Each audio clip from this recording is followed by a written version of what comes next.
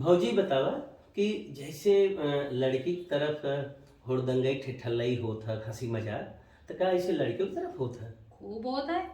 अच्छा। लड़का की तरफ कोनो कम होता है, उधर और ज्यादा होता है। अरे पहले बारात के पहले, फिर बारात के बाद, फिर बहू आवे के बाद पूरे टाइम वहाँ हुड़दंगे तब तो तो बहुत होता है। मजा आवत होए। काहे नहीं, जौन दिन से पंडित जी लगन पत्री पढ़ दिहिन हम्म। बस समझ ले वही दिन से हुड़दंगा चालू। बाप रे।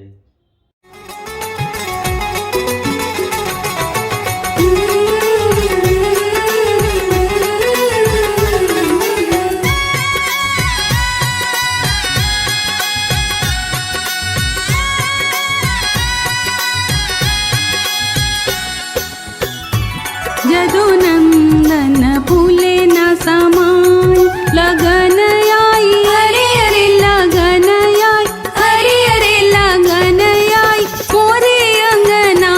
यदुनंदन फूले न समान लगन आई, अरे अरे लगन आई, अरे अरे लगन आई मोरे अंगना।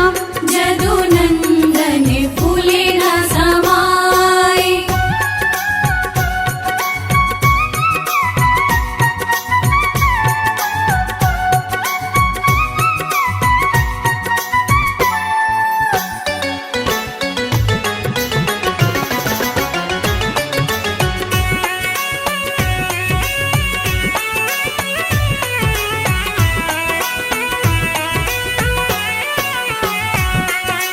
बाबा सज गए, नाना सज गए, सज गई सगरे बारात। बाबा सज गए, नाना सज गए सगरी बारात। मेरा बन्ना ऐसे सज गया जैसे श्री भगवान। लगन आई, अरे अरे लगन आई, अरे अरे लगन आई मोरे अंगना। यदुनंदन फूले न समाय। लगन आई, अरे अरे लगन आई, अरे अरे लगन आई मोरे अंगना। यदुनंदन फूले न समाय।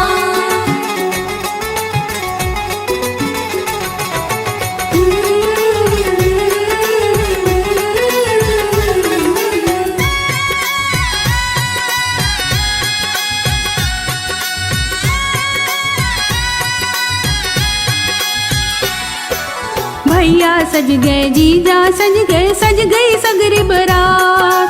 भैया सज गए, जीजा सज गए सगरी बारात। मेरा बन्ना ऐसे सज गए जैसे श्री भगवान। लगन आई, अरे अरे लगन आई, अरे अरे लगन आई मोरे अंगना।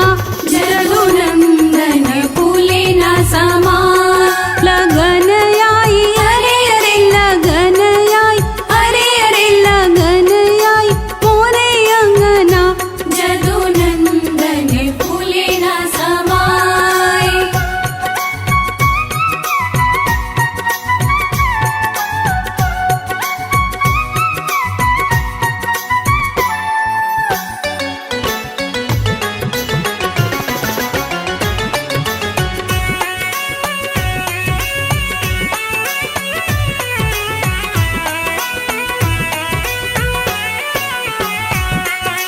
पापा सज गए, ताऊ सज गए, सज गई सगरी बारात।